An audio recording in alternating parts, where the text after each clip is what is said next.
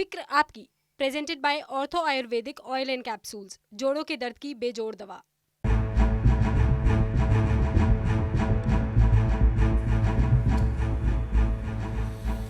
नमस्कार, कैसे हैं आप? फिक्र आपकी में एक बार फिर से आपका स्वागत है। हफ्ते की शुरुआत कर रहे हैं, मैं हूं आपके साथ निशांत चतुर्वेदी। शुरुआत करते हैं आपकी फिक्र की बड़ी बड़ी खबरों के साथ। आज टोक्यो ओलंपिक से लौटी टीम का मेडल देखकर पूरे हिंदुस्तान का जोश हाई है। आज जब पदक वीर टीम ने अपना वतन में कदम रखा तो उनका भव्य स्वागत किया गया। आज हम आपको इस ग्रैंड वेलकम में दिख रही खेल के सुनहरे भविष्य की तस्वीर दिखाएंगे। हिंदुस्तान के खिलाड़ियों ने ओलंपिक में 7 मेडल हासिल करके एक नया अध्याय लिख दिया है। जो खिलाड़ी मेडल से चूक गए, उन्होंने भी विरोधियों को बहुत कड़ी चुनौती दी, जो देश में न सिर्फ खेल का माहौल लौटा सकता है, बल्कि बदले माहौल में हमारा देश इतिहास रच सकता है। कैसे, ये हम आपको बताएंगे। आज प्रधानमंत्री नरेंद्र मोदी ने यूनाइटेड नेशन सिक्योरिटी काउंसिल की बैठक की अध्यक्षता की। ऐसा करने वाले वो देश के प्रधानमंत्री हैं, वो पहले प्रधानमंत्री हैं। आज हम आपको यूएन में भारत के बढ़ते कद और आतंकवाद के वैश्विक मुद्दा बनने का विश्लेषण करेंगे। इसके बाद हम बादल और बिजली की भी बात करेंगे। पिछले कुछ समय से पूरे देश में बादल फटने की बढ़ती घटनाओं के साथ साथ बिजली गिरने की तीव्रता महसूस होने लगी है। अब इसे दुनिया के एक मशहूर विशेषज्ञ ने डिकोड किया है। आज हम इस पूरी कुदरती आपदा के रहस्य से पर्दा उठाएंगे।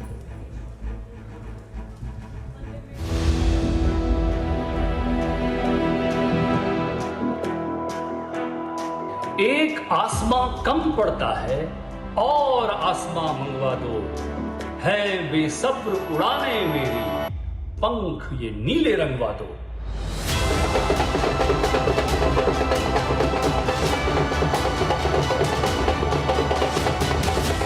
स्वप्न करोड़ों सत्य हो रहे, स्वप्न करोड़ों सत्य हो रहे, अब उनका सत्कार करो।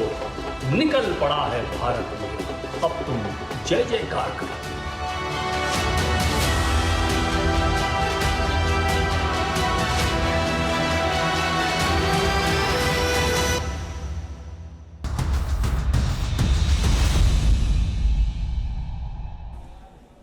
घुटना, कंधा या कमर, चाहे जैसा हो दर्द, डॉक्टर ऑर्थो आपको देता है दर्द से पूरी आजादी, एक भरपूर जिंदगी। ये कोई टेम्परेरी पेन किलर नहीं, आयुर्वेदिक औषधि है। सबसे पहले फिक्र खेल की, जिसकी खुशी आज पूरा भारतवर्ष महसूस कर रहा है। ओलंपिक में जाने वाले भारतीय खिलाड़ी लगातार निराश करते रहे हैं, लेकिन जब टोक्यो ओलंपिक से हमारे खिलाड़ी सबसे बड़ा कमाल दिखाकर लौटे तो भारत ने अपने खिलाड़ियों को कंधे पर बिठा लिया। आज हम इसका विश्लेषण करेंगे कि एक मेडल की कीमत क्या होती है। देश को आज 7 मेडल पाने के बाद फख्र क्यों करना चाहिए, और 7 मेडल से आगे बढ़ने का रास्ता कितना कठिन है। तो शुरुआत करते हैं हिंदुस्तान के मेडल वीरों के ग्रैंड वेलकम से। आज जब ओलंपिक के सूरमा टोक्यो से वापस लौटे तो राजधानी दिल्ली में जो खुशी दिखी, उसकी 4 तस्वीरें आपके सामने। टोक्यो ओलंपिक के golden boy Neeraj Chopra, wrestler Ravi Dahiya और बजरंग पुनिया, बॉक्सर लवलीना के अलावा पुरुष और महिला हॉकी प्लेयर्स का एयरपोर्ट पर कुछ इस तरह से सम्मान किया गया। दिल्ली एयरपोर्ट पर बड़ी संख्या में भीड़ उमड़ी। यहां ओलंपियंस का बैंड बाजा के साथ स्वागत किया गया। भारत माता के जय के नारे लगाए गए तो एयरपोर्ट पर मेडल वीरों के साथ सेल्फी लेने के लिए भीड़ उमड़ पड़ी। यहां सबकी नजर नीरज चोपड़ा पर टिकी थी। हर कोई उनकी एक झलक देखने के लिए बेताब था, लेकिन एयरपोर्ट पर उतरने के बाद उनकी कोरोना जांच की गई और भीड़ को देखते हुए दूसरे रास्ते से बाहर निकाला गया। लेकिन इस दौरान उन्होंने अपनी सफलता को लेकर एक छोटी सी प्रतिक्रिया दी। कहना है इसके बारे में? बस ये सब कुछ है मेरे हिसाब से कुछ कहने का। भारत ने टोक्यो ओलंपिक में 7 पदक झटके और ये ओलंपिक खेलों में अभी तक का सर्वश्रेष्ठ प्रदर्शन है। इन पदक विजेताओं में शामिल है कुश्ती के खिलाड़ी बजरंग पुनिया, जो आज भारतीय दल के साथ वापस लौटे हैं। बजरंग ने दिल्ली एयरपोर्ट के बाहर जैसे ही कदम रखा, उनके जयकारे लगाए जाने लगे। हजारों लोगों की भीड़ ने उन्हें घेर लिया। उनके स्वागत के लिए खड़े लोगों ने उन्हें कंधे पर उठा लिया। इसके बाद बजरंग ओपन जीप में अपने कोच और पिता के साथ अशोका होटल के लिए निकले, जहां भारत सरकार ने खिलाड़ियों का सम्मान किया।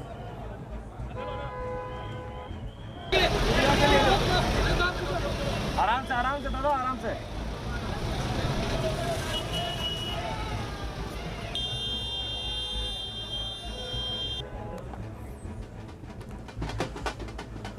टोक्यो ओलंपिक में सिल्वर मेडल जीतकर वापस भारत लौटे रवि दहिया के लिए भी लोगों का जबरदस्त उत्साह देखने को मिला। दहिया का स्वागत करने के लिए हवाई अड्डे पर उनके प्रशंसकों के अलावा उनके परिवार वाले भी पहुंचे थे और इस प्यार और सम्मान को देखकर दहिया भावुक हो उठे। बहुत बहुत अच्छा लग रहा है भैया, बहुत बहुत धन्यवाद आप सबका इतना प्यार देने के लिए। पूरा देश जो है आपके स्वागत। ऐसा है, ये पूरे भारत का गौरव है। भारत सरकार ने, राज्य सरकारों ने और हम सब गुरुओं ने, कोचों ने मिलके इसके लिए, देश को लिए सब ये किया है। हर बार ये सवाल उठता रहा है कि भारत जैसी बड़ी आबादी खेलों में फिसड्डी क्यों साबित होती है, लेकिन इंडियन टीम में टोक्यो में जो खेल दिखाया उससे उम्मीद जगने लगी है कि भारत भी स्वर्णिम युग की ओर बढ़ रहा है। टोक्यो ओलंपिक हिंदुस्तान के इतिहास का सबसे सफल ओलंपिक बना है और इसमें सिर्फ एक खिलाड़ी नहीं जीतता बल्कि लाखों युवा जीतते हैं जो खिलाड़ी से प्रेरित होते हैं, खेल की ओर बढ़ते हैं और इस तरह एक स्वस्थ देश का निर्माण होता है। आज खिलाड़ियों के लौटने के बाद खेल में उत्साह जगाने का यह प्रयास सरकारी स्तर पर भी दिखा। मेडल जीतने वाले सभी खिलाड़ियों को दिल्ली के होटल अशोका में सम्मानित किया गया। इस कार्यक्रम में खेल मंत्री अनुराग ठाकुर भी शामिल हुए। केंद्रीय मंत्री किरण रिजिजू भी उपस्थित रहे, जिन्हें खिलाड़ी अपना खास मददगार मानते हैं। खेल राज्य मंत्री निशीथ प्रमाणिक और इंडियन ओलंपिक एसोसिएशन के अध्यक्ष नरेंद्र बत्रा भी इसमें शामिल हुए। खिलाड़ियों का ये सम्मान आज पूरे देश ने देखा और इन तस्वीरों ने पूरे देश का जोश हाई कर दिया। लेकिन अब आपको इस ग्रैंड वेलकम और ग्रैंड वेलकम के पीछे की संघर्ष की कहानी भी देख लेनी चाहिए।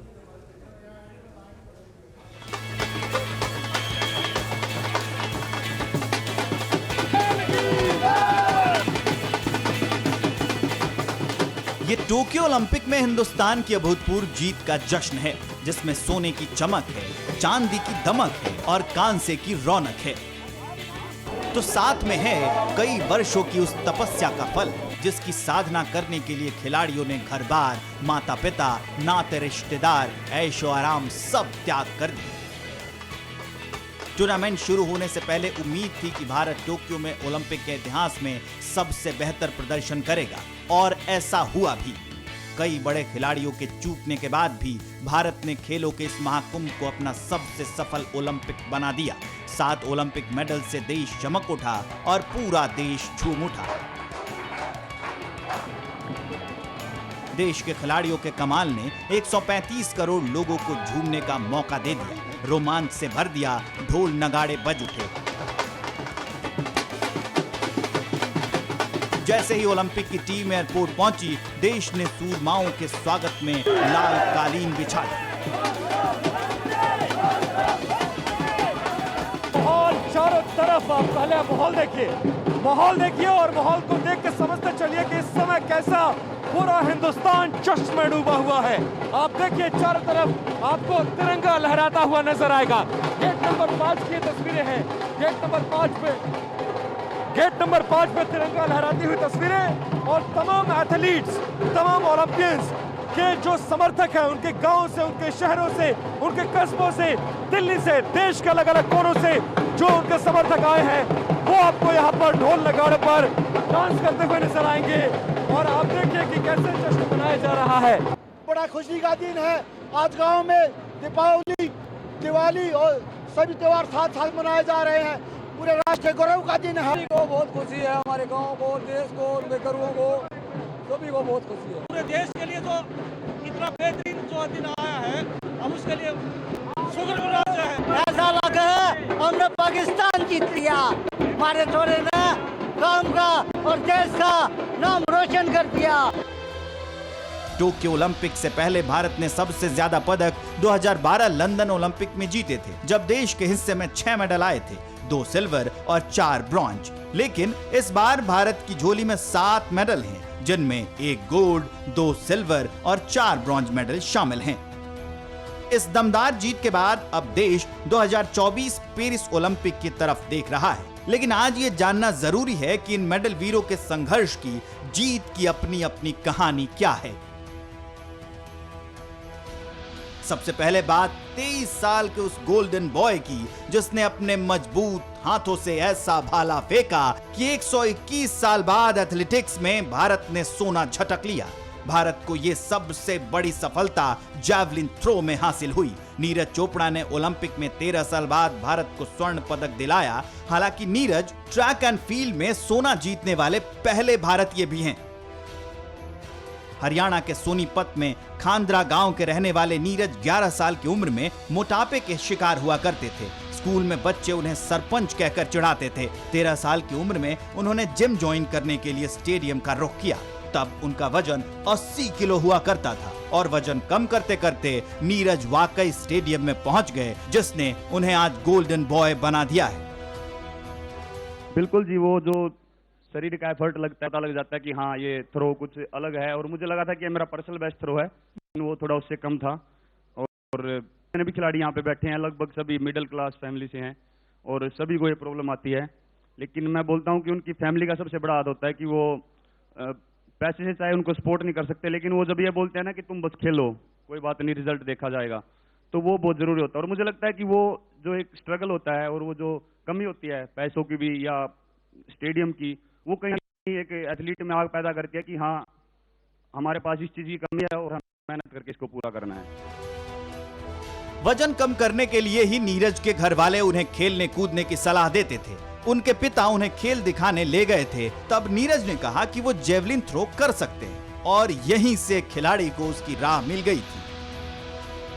लगातार कवरेज देखी जा रही है कि किस तरीके से जो चैंपियंस हैं उनका किस तरीके से एयरपोर्ट पे स्वागत हो रहा है और पूरा परिवार आप यहाँ पर देख सकते हैं कि किस तरीके से यहाँ पर जो और रिश्तेदार हैं वो लगातार यहाँ पर भीड़ बढ़ती जा रही है। और चूंकि मेरे साथ उनके चाचा जी और रिश्तेदार हैं, एक बार जरूर मैं आपसे कुछ सुनना चाहूंगी। जी जी, बोलिए बोलिए। क्या कुछ एक गीत सुनाइए कुछ। अरे वाह, क्या बात है। तेरा शुक्र करावे साइया, मैं तेरा शुक्र करा, तेरा शुक्र करावे साइया, मैं तेरा शुक्र करा। नीरज को गोल्ड दिलाया, मैं तेरा शुक्र करा, शुक्र करावे साइया, मैं तेरा शुक्र कराया। आप क्या कहना चाहेंगी? यही कि हमारे बेटे ने जी हमें मेडल देके बहुत अच्छा अपार खुशी दी है, हमें अपार बहुत बढ़िया काम किया है, देश के लिए बहुत ही अच्छा काम किया। घुटना, कंधा या कमर, चाहे जैसा हो दर्द, डॉक्टर ऑर्थो आपको देता है दर्द से पूरी आजादी, एक भरपूर जिंदगी। ये कोई टेम्परेरी पेन किलर नहीं, आयुर्वेदिक औषधि है।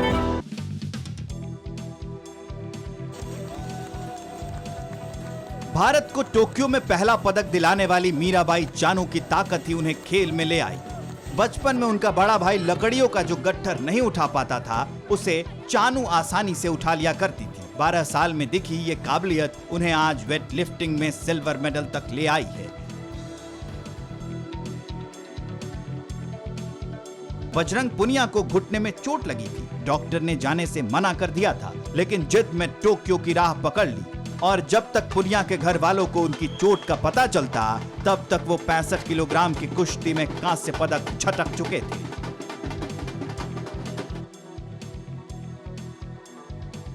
कुछ ऐसी ही अनोखी कहानी है लवलीना बोरगोहेन की, जिनके पिता एक दिन अखबार में लपेट कर मिठाई लाए थे। लवलीना उस अखबार को पढ़ने लगी जिसमें उन्होंने पहली बार मोहम्मद अली के बारे में जाना था। इसके बाद लवलीना की दिलचस्पी बॉक्सिंग में बढ़ती गई और ये दिलचस्पी ही उन्हें ओलंपिक में कांस्य मेडल तक ले गई। बस मैं यही सोच रही थी कि मुझे गोल्ड ही जीतना है, मुझे इंडिया को गोल्ड ही देना है। उस टाइम पे मैंने कुछ भी नहीं सोचा था कि मेडल मिल गया, ये भी नहीं सोचा था, बस मुझे गोल्ड ही चाहिए था, यही सोचा था। और आगे भी मेरा यही कोशिश रहेगी कि पेरिस ओलंपिक में मैं गोल्ड मेडल ही इंडिया को दिलाऊं। ओलंपिक में हर खेल और खिलाड़ी की कुछ ऐसी ही अपनी अपनी कहानी है, जो उन कहानियों से गुजरता हुआ इस मुकाम तक पहुंचता है जब पूरे हिंदुस्तान ने उन्हें सिर माथे पर बिठा लिया है।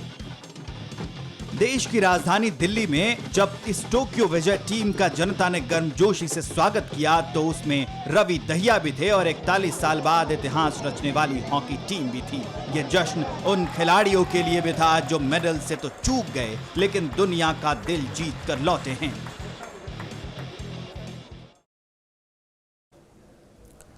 कोई खिलाड़ी शोल्डर इंजरी से रिकवर करता है, किसी के घुटने में चोट थी, किसी को उसके सामने वाले ओपोनेंट ने कुश्ती करते वक्त काट लिया, उसके बावजूद भी ये जीत कर आए। और जो नहीं जीते उन्होंने भी एक मिसाल कायम कर दी। 4x400 मीटर की जो टीम थी उसने एशिया का रिकॉर्ड तोड़ दिया।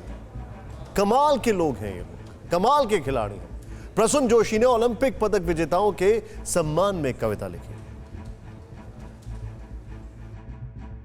एक आसमां कम पड़ता है, एक आसमां कम पड़ता है और आसमां मंगवा दो, है बेसब्र उड़ाने मेरी पंख ये नीले रंगवा दो।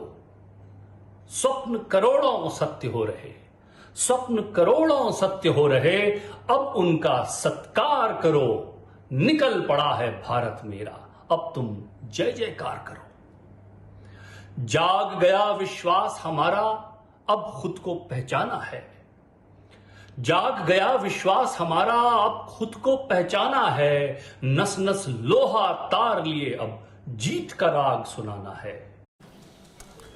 हिंदुस्तान के खिलाड़ियों ने ओलंपिक में 7 मेडल हासिल करके इतिहास रच दिया है, लेकिन जो खिलाड़ी चूक गए उन्होंने भी विरोधियों को बहुत ही कड़ी चुनौती दी है। आज जश्न के इस माहौल में इन खिलाड़ियों का जिक्र जरूरी है जो आने वाले वक्त में देश में न सिर्फ खेल का माहौल लौटा सकता है बल्कि बदले माहौल में हमारा देश इतिहास रच सकता है। क्योंकि ये जान लीजिए, जो एथलीट टोक्यो ओलंपिक में नंबर 4 पर रह गए वो उस खेल में भारत की ताकतवर मौजूदगी की मंजिल में मील का पत्थर साबित होंगे। आप खुद देखिए कैसे। ये सच है कि इतिहास में मेडल दर्ज होते हैं, जैसे टोक्यो ओलंपिक के इतिहास में भारत के साथ भी दर्ज हुए 7 मेडल। लेकिन मेडल की मंजिल तक पहुंचने के आखिरी मोड़ पर कुछ एथलीट चूक जाते हैं। उनके गले में कोई मेडल नहीं होता, लेकिन उनकी बात किए बिना उन खेलों के स्वर्ण युग की कल्पना भी नहीं हो सकती। कैसे भूल सकते हैं हम कि 3 दिन की कड़ी मेहनत के बाद गोल्फ जैसे खेल में मेडल की दावेदार अदिति अशोक सिर्फ एक शॉट से चूकी और मेडल उनके हाथ से फिसल गया। चौथे नंबर पर उनका नाम दर्ज हुआ। लेकिन आज से जितने भी बरस बाद गोल्फ में भारत का ओलंपिक मेडल आएगा, उस खिलाड़ी से पूछ लीजिएगा, उसकी प्रेरणा अदिति अशोक ही होंगी। भूलिएगा नहीं कि बात गोल्फ के खेल की हो रही है, जिसके नियम तक इक्का दुक्का लोगों को ही पता होते हैं। चलिए अब मिलिए भारतीय महिला हॉकी टीम से। किसी को अपने पिता के अंतिम संस्कार में न पहुंच पाने की कसक थी, कोई टूटी स्टिक से खेलकर यहां तक पहुंचा था, उस पर यह शुरुआती 3 मैचों में हार का सामना करना पड़ा। लेकिन टीम के हर खिलाड़ी के दिमाग में एक बात दर्ज थी, इस मोहर के साथ भारत नहीं लौटना है कि ये टीम तो सिर्फ टोक्यो में खेलने गई थी। लिहाजा टीम ने बाउंस बैक किया, सेमीफाइनल तक पहुंच गई। सेमीफाइनल में मुकाबला पिछले ओलंपिक की गोल्ड मेडलिस्ट ब्रिटेन की टीम से था। भारतीय लड़कियों ने जान लगा दी लेकिन जीत नहीं पाई। चौथे नंबर की कसक ने आंखों में आंसू ला दिए। नंबर 4 की कसक का इतिहास पुराना है। हम ये चाहते हैं कि आपको इस इतिहास से भी रूबरू कराएं। महान एथलीट मिल्खा सिंह 1960 ओलंपिक में 400 मीटर की रेस में नंबर 4 पर रह गए थे। 1984 में लॉस एंजलिस ओलंपिक में 400 मीटर हर्डल रेस में पीटी उषा चौथे नंबर पर थी। एथेंस ओलंपिक में वेटलिफ्टर कुंजा रानी देवी के साथ भी ऐसा ही हुआ था। 2004 में ही टेनिस डबल्स में महेश भूपति लिएंडर पेस की जोड़ी, 2012 लंदन ओलंपिक्स में जयदीप करमाकर, 2016 रियो ओलंपिक में अभिनव बिंद्रा और 2016 में ही जिम्नास्टिक दीपा करमाकर चौथे पायदान पर रह गई थी। इसके अलावा सानिया मिर्जा और रोहन बोपन्ना भी ब्रॉन्ज मेडल से चूके थे। लेकिन इन खेलों में जो भी बच्चा मैदान में उतरा, उसके लिए मिल्खा सिंह, पीटी उषा किसी भगवान से कम नहीं रहे। आधुनिक खेल में लिएंडर पेस, सानिया मिर्जा का कद बताने की जरूरत नहीं है। दरअसल नंबर 4 किसी भी खेल में अपनी दमदार मौजूदगी की आहट है। इस आहट को नजरअंदाज मत कीजिए, इसे पहचानिए। आने वाले वक्त में यही आहट कामयाबी के शोर में बदलेगी। इस आहट को ऐसे ही समझिए। ओलंपिक ट्रैक एंड फील्ड के इतिहास में पहला गोल्ड मेडल लाने वाले भारत के नीरज चोपड़ा ने अपना मेडल मिल्खा सिंह को समर्पित किया, क्योंकि कुछ लोग कामयाब होकर इतिहास रचते हैं और कुछ कामयाबी की नींव तैयार करके।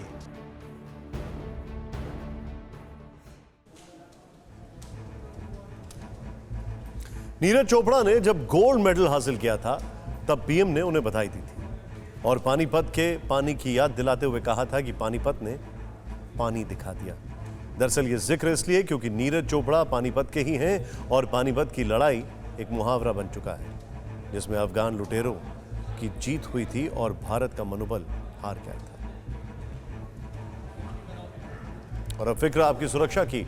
आज ये मुद्दा प्रधानमंत्री नरेंद्र मोदी ने दुनिया के सबसे बड़े मंच पर उठाया।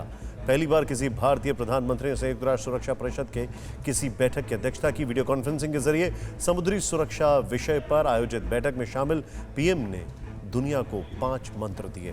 पहला, समुद्री व्यापार से पाबंदियां हटनी चाहिए। दूसरा, आपसी भरोसा बढ़ाया जाना चाहिए। तीसरा, नॉन स्टेट एक्टर्स की ओर से पैदा किए गए खतरों का मिलकर सामना किया जाना चाहिए। चौथा, समुद्री संसाधनों को संजो कर रखना चाहिए। पांचवा, जिम्मेदार समुद्री संपर्क को प्रोत्साहन देना चाहिए। चाहे समंदर हो या जमीन का रास्ता, प्रधानमंत्री मोदी दुनिया के लिए जिस सुरक्षित माहौल की जरूरत बता रहे हैं, भारत लगातार उन चुनौतियों से लड़ रहा है और ये चुनौतियां हमें कहीं दूर से नहीं, सीमा के उस पार से मिल रही हैं। ताजा उदाहरण पंजाब से आया है। पाकिस्तान की साजिश अगर कामयाब हो जाती तो कितना बड़ा धमाका होता कहना मुश्किल है, लेकिन पंजाब पुलिस ने दहशतगर्दों के मंसूबों पर पानी फेर दिया। बॉर्डर से सटे अमृतसर के डलिके गांव से टिफिन बम के साथ 5 हैंड ग्रेनेड और सैकड़ों कारतूस बरामद किए गए हैं।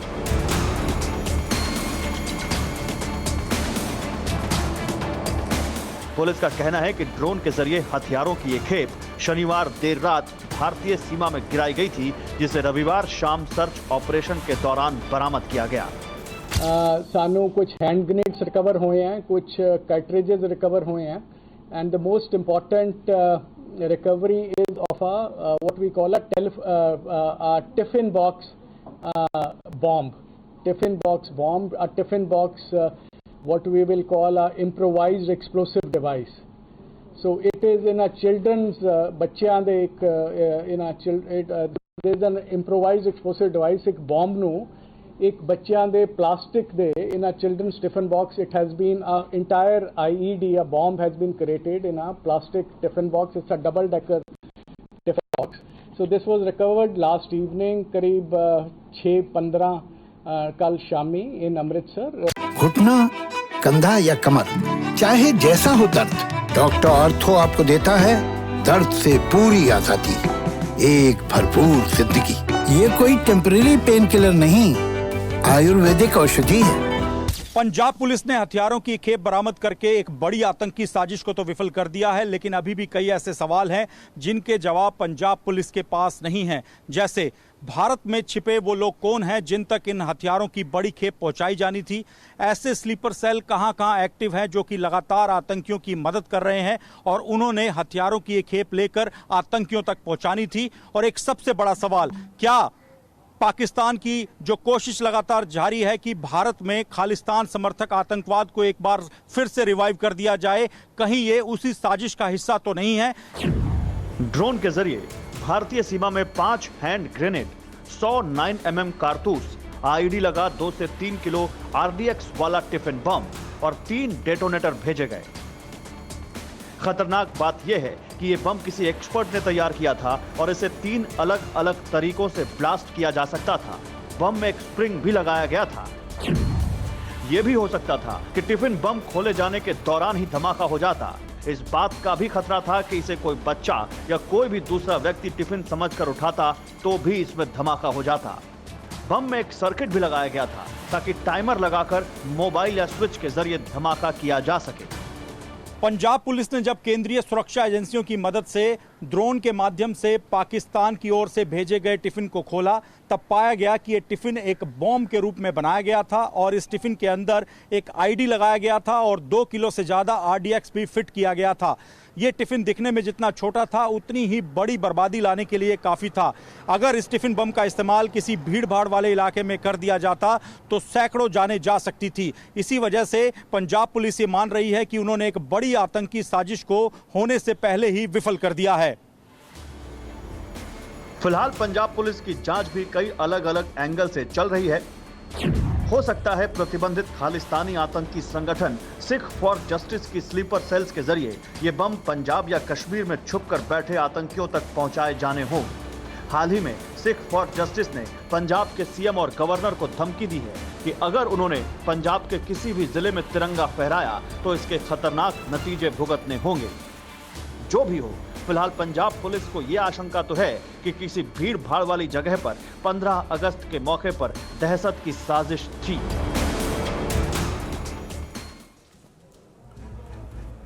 ये हमारी आजादी की 75वीं सालगिरह है और इस मौके पर भारत को दुनिया की सबसे शक्तिशाली संस्था सुरक्षा परिषद की अध्यक्षता मिली है। आजादी की 75वीं वर्षगांठ मनाने का मौका पाकिस्तान को भी मिला, लेकिन लगता नहीं कि पड़ोसी इस मौके पर अपनी बुद्धि और ताकत का बेहतर इस्तेमाल करेगा।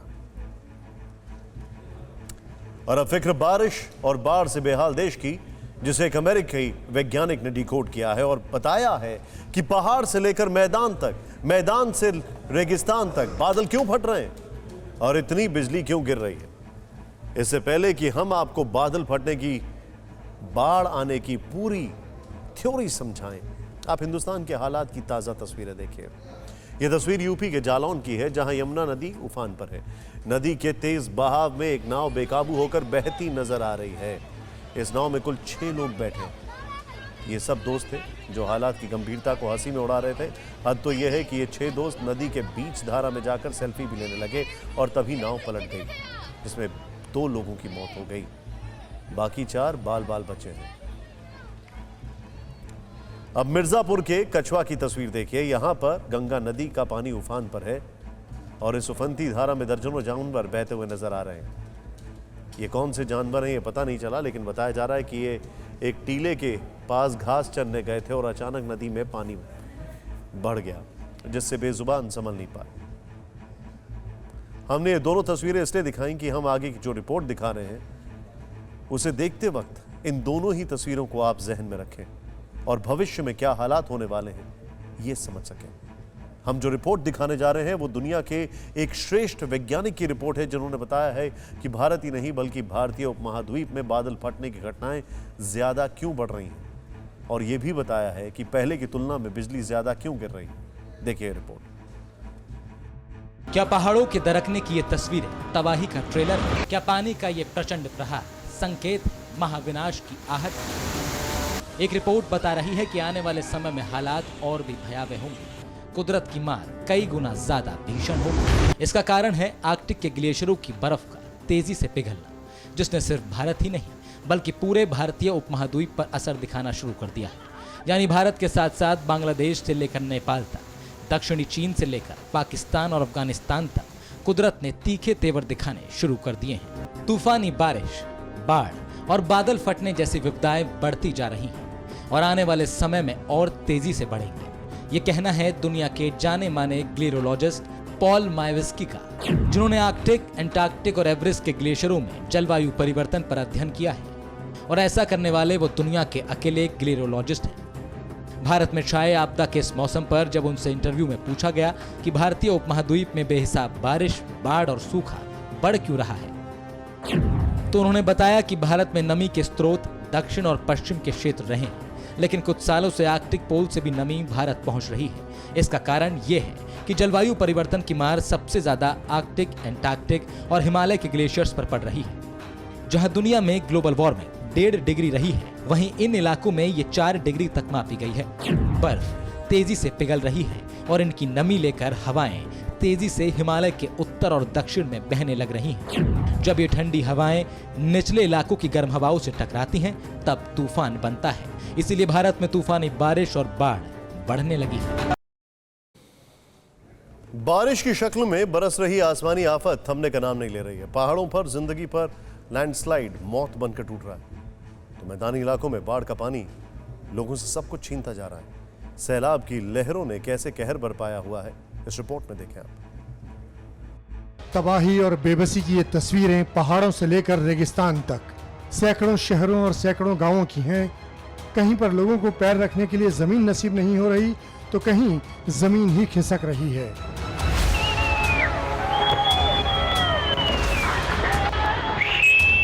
बारिश और उसके बाद हुई लैंडस्लाइड की तस्वीरें बताने के लिए काफी हैं कि कैसे पहाड़ के लोग पल पल मौत के साए में गुजार रहे हैं। हिमाचल प्रदेश के चंबा में अचानक बड़ी बड़ी चट्टानों का सैलाब आ गया। पहाड़ दरकने की आवाज सुनते ही लोगों ने शोर मचाना और आसपास के लोगों को आगाह करना शुरू कर दिया, जिससे कई जानें बच गईं।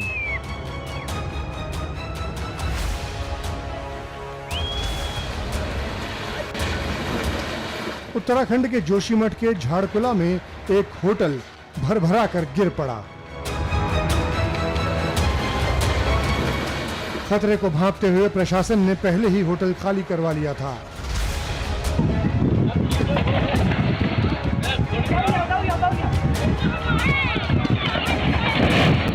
पानी का कहर मैदानी इलाकों पर भी टूट रहा है। गोंडा में देखते ही देखते एक स्कूल ने जल समाधि ले ली क्योंकि घाघरा नदी का उफान किनारों को निगलता जा रहा है। अब जरा वाराणसी की इन तस्वीरों को देखिए। गंगा नदी खतरे के निशान को पार कर गई है। कई इलाके टापू जैसे बन गए हैं। निचले इलाकों में सिर्फ और सिर्फ पानी में डूबे मकान, दुकान और मंदिर दिख रहे हैं और वहां फंसे लोगों को निकालने में जुटे हैं एनडीआरएफ के जवान।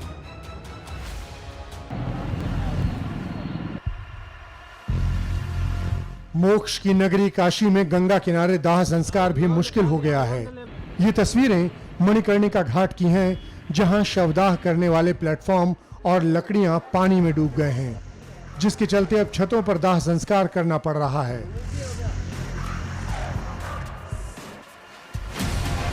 संगम नगरी को भी सैलाब डरा रहा है। घरों में बाढ़ का पानी घुस चुका है। गलियां, सड़कें सब पानी में डूबे हुए हैं। हालात ये हैं कि पानी की कमी से जूझते रहे बुंदेलखंड में भी बाढ़ का अथाह पानी है और हालात बेकाबू होते जा रहे हैं। जल गर्जना की ये दहशत भर देने वाली तस्वीरें उत्तर प्रदेश के झांसी की हैं, जहां एक ओर बेतवा नदी उफान पर है तो दूसरी ओर डैम ओवरफ्लो हो गए हैं, जिसके चलते बांध के गेट खोलने पड़ गए और इस वजह से आसपास के इलाकों में हालात ज्यादा बिगड़ गए हैं। राजस्थान का नाम सुनकर दिमाग में सैलाब का ख्याल तो कतई नहीं आ सकता है, लेकिन राजस्थान के कई जिले बाढ़ के पानी और उसके आतंक में डूबे हैं। ये तस्वीरें कोटा के सांगोद की हैं, जहां 3 दिन से इसी तरह चारों ओर सिर्फ और सिर्फ पानी नजर आ रहा है। लोगों के मकान, दुकान और सरकारी दफ्तर सब पानी में डूब गए। 12 जिले में तो करीब 2 दर्जन गांव बाढ़ से पीड़ित हैं। हालात ये हैं कि इन गांवों के लोगों तक मदद नहीं पहुंच पा रही है। टूटी पुलिया पर लगातार सैलाब बह रहा है और वहीं खाने पीने का सामान पाने के लिए लोग बीच धारा में जान जोखिम में डालकर खड़े हैं।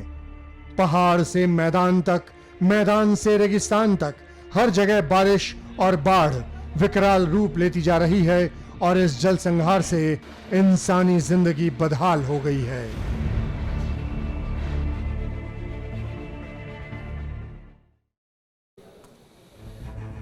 जिस तरह हालात बिगड़ते दिख रहे हैं उस हिसाब से मौजूदा कोशिश काफी नहीं है। इसलिए भारत के साथ साथ दुनिया भर के देशों की जिम्मेदारी बनती है कि सब मिलजुल कर क्लाइमेट चेंज से होने वाली त्रासदी को टालें, ना कि टाल मटोल वाला रवैया अपनाएं, क्योंकि अब असर दिखने लगा है और इंतजार की गुंजाइश खत्म हो गई है।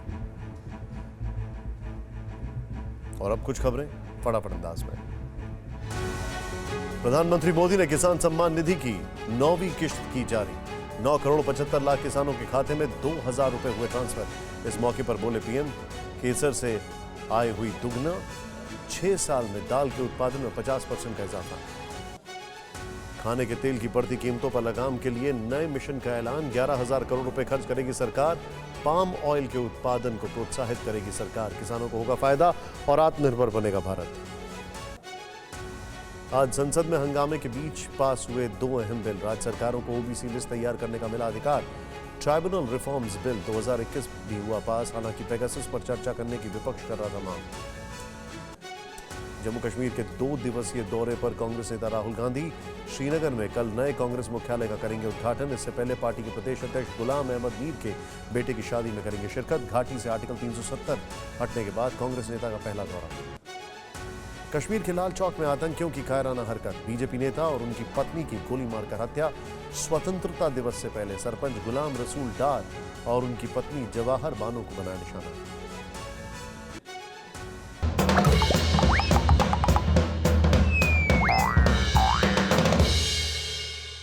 डब्लू भैया कान में लीड लगाकर चिल्ला रहे थे, फोन की तरफ देख रहे थे। अरे मार मार मार मार मार, दीवार के पीछे है, मेरे को गन दे, मेरे को गन दे, मार दिया मार दिया। ये मैंने जाकर हिलाया, कहा ओलंपिक में भाला गाड़ दिया भारत ने। बड़े सुकून की खबर आ रही है टोक्यो से। ये पागलपन बाद में कर लेना, पहले खबर देखने दो। और मैंने डब्लू भैया बोले, अरे यार डिस्टर्ब ना करो, इस साल सरकार ने स्पोर्ट्स कोटे में 8% की कटौती कर दी। खिलाड़ियों को जीतने के बाद सम्मान तो मिलता है, पर पहले खेलने के लिए सामान नहीं मिलता। मैं बोला देख रहे हो पूरा देश पलक पावड़े बिछाए हुए। डब्लू बोले जीतने वाले की हवा में ये सब अपनी पतंगें उड़ाने के लिए इकट्ठा हुए हैं। कुछ दिन बाद क्या होता है नीरज को अभिनव अकेले में बताएंगे। बात बढ़ाना बेकार था, मैंने फिर टीवी की तरफ गर्दन घुमाकर टीवी देखना शुरू कर दिया। और उधर डब्लू बोले अच्छा डिस्टर्ब नहीं करेंगे तुमको। बगल वाले कमरे में गए, अकेले में चिल्लाना शुरू कर दिया, अब पबजी नहीं फोर्टनाइट खेलेंगे।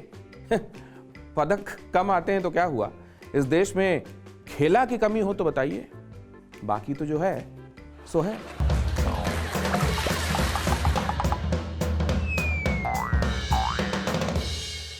फिक्र आपकी, सोमवार से शुक्रवार रात 9 बजे सिर्फ TV9 भारतवर्ष पर।